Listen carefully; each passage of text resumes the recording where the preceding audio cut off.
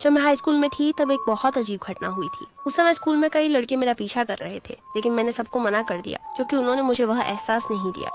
बाद में एक लड़का जिसका नाम आडोंग था, वो हमारे स्कूल का नहीं था, फिर भी उसने मुझसे नजदीकी बढ़ानी शुरू कर दी। शुरू में मैं हैरान थी कि वह मुझे कैसे जानता है। बाद में पता चला कि उसका चचेरा भाई आलो मेरा प्राथमिक स्कूल का सहपाठी था और ये आलो ही मेरे और आदोंग के बीच का पुल बन गया। शुरुआत में सब कुछ अच्छा था, आदोंग अच्छा लड़का था और मुझे भी उसके संदेशों का जवाब देने में दिलचस्पी थी। कुछ ही दिनों में अचानक से आडोंग ने मुझसे संपर्क करना बंद कर दिया। मैंने सोचा कि वह व्यस्त है, लेकिन कुछ महीनों बाद भी उसने कोई संपर्क नहीं किया।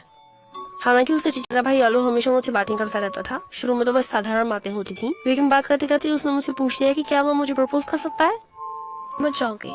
उसने पहले मुझे आदोंग से मिलवाया था, अब खुद मुझे पसंद करने लगा है। बाद में मैंने सोशल मीडिया पर देखा कि आदोंग ने एक और लड़की के साथ अपनी फोटो पोस्ट की है। मेरा दिल टूट गया क्योंकि मैं उसे पसंद करने लगी थी। जब मैं रुकी थी तब एडोंग का चचेरा भाई एलो मुझे संतरा देने आया, जिससे मैं बहुत परेशान थी और मैंने अपनी माँ से अपने दिल की बात साझा की। मेरी माँ ने कहा कि अगर वो अच्छा इंसान है और मुझे पसंद करता है तो कोशिश कर लो, लेकिन मुझे नहीं पता था कि अल्लो वास्तव में मेरी माँ के साथ मेरे बारे में संदेशों पर चर्चा कर रहा था। कुछ दिन बाद मेरी माँ लगातार मुझे और अल्लो को मिलाने की कोशिश कर रही थी, लेकिन मुझे वह पसंद नहीं था। मेरी माँ मुझसे नाराज हो गई सिर्फ इसलिए कि मैं अल्लो को अपना बॉयफ्रेंड नहीं बनाना चाहती थी। मैं गुस्सा और दुखी थी।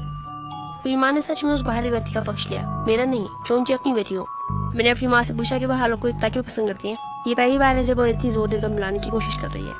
मेरी माँ ने कहा कि अल्लो मेरा प्राथमिक स्कूल का सहपाठी था और वो होशियार है। वास्तव में अल्लो एक प्रतिभाशाली व्यक्ति है, चश्मा पहनता है और बहुत सभ्य दिखता है, लेकिन मुझे हमेशा लगता है कि वो व्यक्ति विशेष रूप से अजीब है। हर रात में छुप कर रोती थी क्योंकि मेरी माँ हमेशा मुझसे पूछती रहती थी कि मैं अल्लो को कब जवाब दूंगी। इसे बचने के लिए मैंने चुपके से किसी के साथ प्यार करना शुरू कर दिया, बिना अपनी माँ को बताए। लेकिन चाहे मैं कहीं भी जाऊँ, मुझे होता है कि कुछ नया पीछा कर रहा है। एक दिन स्कूल के बाद घर लौटते समय मैंने देखा कि मेरी माँ सोफे पर बैठी हैं। उनके चेहरे पर गुस्सा था। उन्होंने मुझसे पूछा, तुम्हारा कोई अफेयर चल रहा है? मैं चौंक गई। उन्हें कैसे पता चला? मैंने इनकार कर दिया। उसने कहा, किसी ने मुझे मेरे दोस्त और बॉयफ्रेंड के साथ बिनहाई एवेन्यू पर टहलते हुए देखा। सुन लो, एक अफेयर था, बता दी। हर सुबह मैं देखती हूँ कि आलो हॉस्टल के सामने वाली सड़क पर खड़ा होता है। उसे देखकर मुझे रोने का मन करता है और डर भी लगता है। समझ नहीं आता क्या करूँ। क्या मेरे दोस्त मुझे समझते हैं और मुझे उससे दूर रहने के लिए कहते हैं? हाल ही में स्कूल में एक गतिविधि सार्वजनिक फुटबॉल मैदान पर आयोजित की जा रही है। हम नृत्य का अभ्यास कर रहे हैं। अचानक मैंने फिर से देखा कि आलो बस शेल्टर में खड़ा है और रुमाल से अपना मुंह ढककर मुझे घूर रहा है। मुझे नहीं पता कि वो मुंह क्यों ढक रहा है, इससे कुछ छुप भी नहीं रहा। पूरे कार्यक्रम के दौरान मैं बहुत असहज महसूस कर रही थी। हाई स्कूल की पढ़ाई खत्म होने के बाद अब मेरी माँ ने मुझे बाहर जाकर कॉल करने के लिए कहा। विश्वविद्यालय के पहले दिन मैं उत्साहित और नर्वस थी।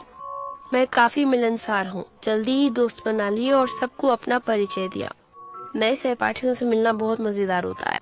एक दिन क्लास खत्म होने के बाद मैं जैसे ही क्लासरूम से बाहर निकलने वाली थी, ललित अचानक लग उठा। अलो, अचानक वाले दिखाई दिया। फिर लिया तो उसने मुझे देख लिया, लेकिन मैंने तुरंत पीठ फेर ली और दोस्ती ग्रामीण समय का इंतजार किया ताकि हम साथ चल सकें। मैंने इधर उधर देखा, उसे नहीं देखा तो दोस्त का हाथ पकड़कर जल्दी से स्कूल के गेट की ओर चल पड़ी।